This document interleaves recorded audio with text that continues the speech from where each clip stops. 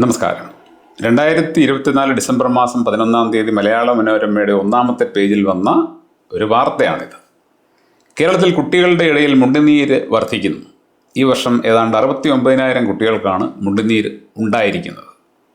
ഇങ്ങനെ മുണ്ടുനീര് കൂടാൻ കാരണം വാക്സിൻ നൽകാത്തതാണെന്ന് മനോരമ തന്നെ വിലയിരുത്തുന്നു.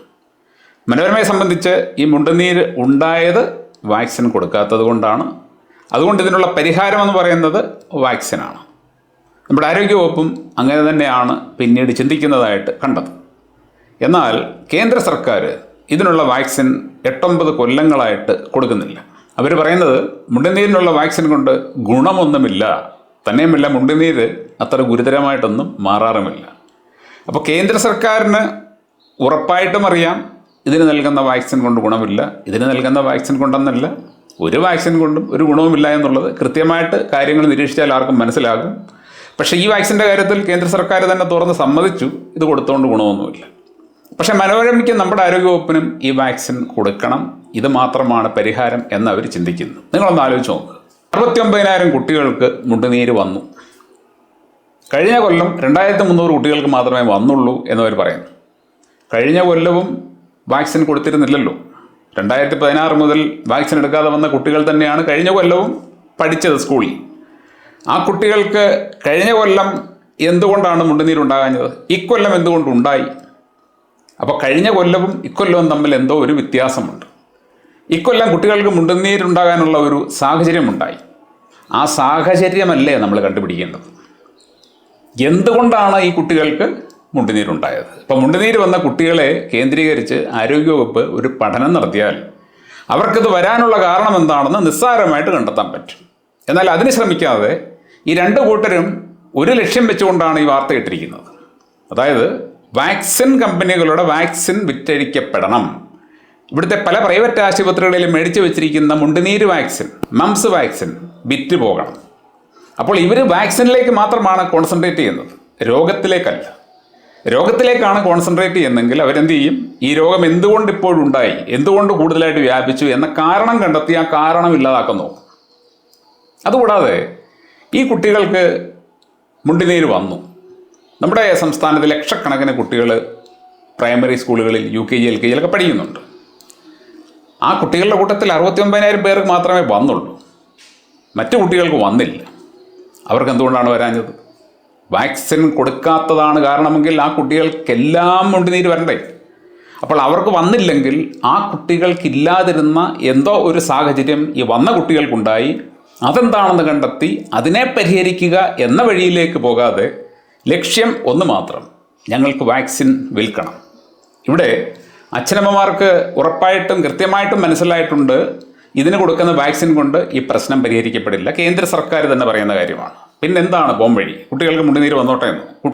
മുണ്ടുനീര് ചില സമയത്ത് ഗുരുതരമായിട്ട് മാറാനുള്ള സാധ്യതയുണ്ടെന്നും നമ്മുടെ തലച്ചോറിനെയും മറ്റും ബാധിക്കാമെന്നും വന്ധ്യതയ്ക്ക് കാരണമാകാമെന്നും ഒക്കെ പറയുന്നുണ്ട്. അങ്ങനെയാണെങ്കിൽ തീർച്ചയായിട്ടും ഇത് പരിഹരിക്കപ്പെടേണ്ട ഒരു രോഗാവസ്ഥ തന്നെയാണ്. അപ്പോൾ അതിനുള്ള പരിഹാരം ഇവിടെ ഉണ്ട്. അതേക്കുറിച്ച് പക്ഷേ നമ്മുടെ ആരോഗ്യവകുപ്പ് അന്വേഷിക്കുന്നില്ല, അതിനെക്കുറിച്ച് സംസാരിക്കുന്നില്ല, മനോരമയെ സംസാരിക്കുന്നില്ല. രണ്ട് കൂട്ടർക്കും കുട്ടികളുടെ മുണ്ടുനീരല്ല വിഷയം, രണ്ട് കൂട്ടർക്കും വാക്സിൻ വിൽക്കുക എന്നത് മാത്രമാണ് വിഷയം. രോഗനിവാരണമാണ് വിഷയമെങ്കിൽ ഞാൻ പറഞ്ഞതുപോലെ അവർ ഈ രോഗം എന്തുകൊണ്ടുണ്ടായി എന്നുള്ളത് അന്വേഷിച്ച് കണ്ടുപിടിക്കും. അതുപോലെ തന്നെ ഇതിന് കൊടുക്കുന്ന ഫലപ്രദമായിട്ടുള്ള മറ്റ് വൈദ്യശാസ്ത്രങ്ങളുടെ സഹായം തേടും.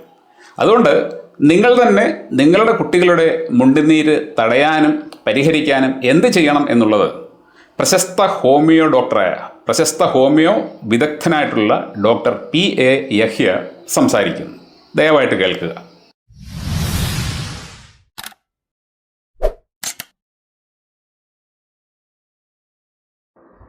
മംസ് അഥവാ മുണ്ടുനീരിന് പരിഹാരം.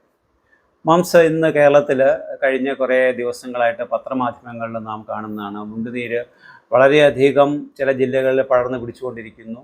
വാക്സിൻ അത്ര ഫലവത്തല്ല. 70% താഴെ മാത്രമാണ് മുണ്ടുനീരിന് കൊടുക്കുന്ന വാക്സിൻ, പ്രത്യേകിച്ചും MMR എന്ന് പറയുന്ന വാക്സിൻ ഫലവത്തുള്ളൂ എന്ന് പത്രമാധ്യമങ്ങളിൽ കൂടി നാം ആരോഗ്യ വകുപ്പ് തന്നെ പ്രകടമാക്കിയിട്ടുള്ളതാണ്. ഇതിന് പരിഹാരമുണ്ടോ ഇല്ലയോ എന്നാണ് നാം ഇവിടെ വിവേക്ഷിക്കുന്നത്, അല്ലെങ്കിൽ നാം ഇവിടെ ഡിസ്കസ് ചെയ്യുന്നത്.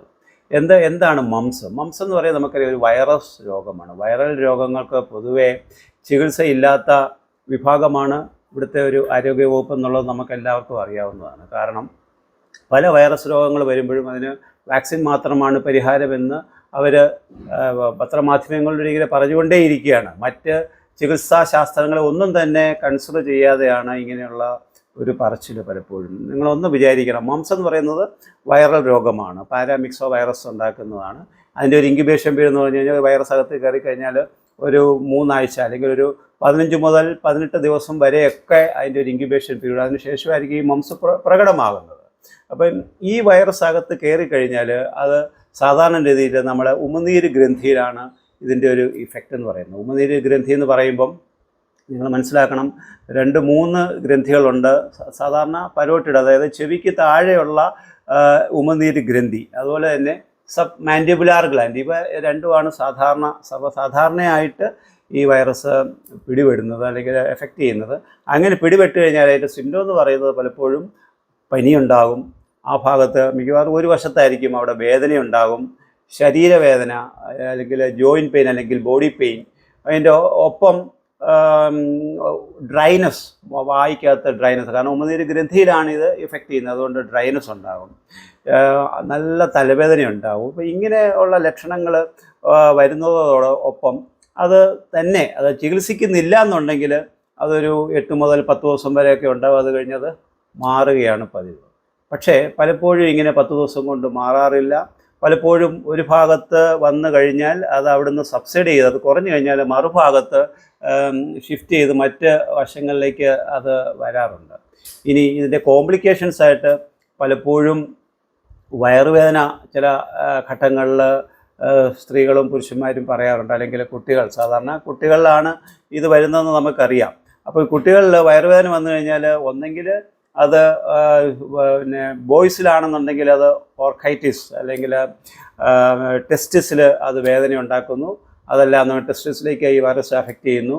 അതല്ലെങ്കിൽ പെൺകുട്ടികളിലാണെങ്കിൽ പലപ്പോഴും ഓവറിയിലായിരിക്കും അത് അഫക്റ്റ് ചെയ്യുന്നത്. അങ്ങനെ ഈ 2 അവയവങ്ങളിലും വന്നു കഴിഞ്ഞാൽ പലപ്പോഴും വയറുവേദന ഉണ്ടാകും. അതുപോലെ തന്നെ ചിലപ്പോൾ പാൻക്രിയാസിലേക്കും ചിലപ്പം ഇതിൻ്റെ ഇൻഫെക്ഷൻ അല്ലെങ്കിൽ ഇൻഫ്ലമേഷൻ ഉണ്ടാകും. അങ്ങനെയാണെങ്കിൽ ഛർദിലും അല്ലെങ്കിൽ പാൻക്രിയാറ്റൈറ്റിസിൻ്റെ ലക്ഷണങ്ങളും ചിലപ്പോൾ കാണിക്കും. ഇനി ചികിത്സിക്കുന്നില്ല എന്നുണ്ടെങ്കിൽ വളരെയധികം കോംപ്ലിക്കേഷൻ എന്ന് പറഞ്ഞാൽ അത് തലച്ചോറിലേക്ക് ബാധിച്ചത് മെനിഞ്ചൈറ്റിസ് ആകാം. അതുപോലെ പലപ്പോഴും മറ്റ് അവയവങ്ങളൊക്കെ ഞാൻ പറയാം, സ്ത്രീകളിൽ അത് സ്റ്റെറിലിറ്റി ഉണ്ടാക്കാറുണ്ട്, അതുപോലെ പുരുഷന്മാരിൽ ഇൻഫെർട്ടിലിറ്റി ഉണ്ടാക്കാറുണ്ട്. ഇതൊക്കെ സാധാരണ രീതിയിൽ നാം കണ്ടുവരുന്നതാണ്.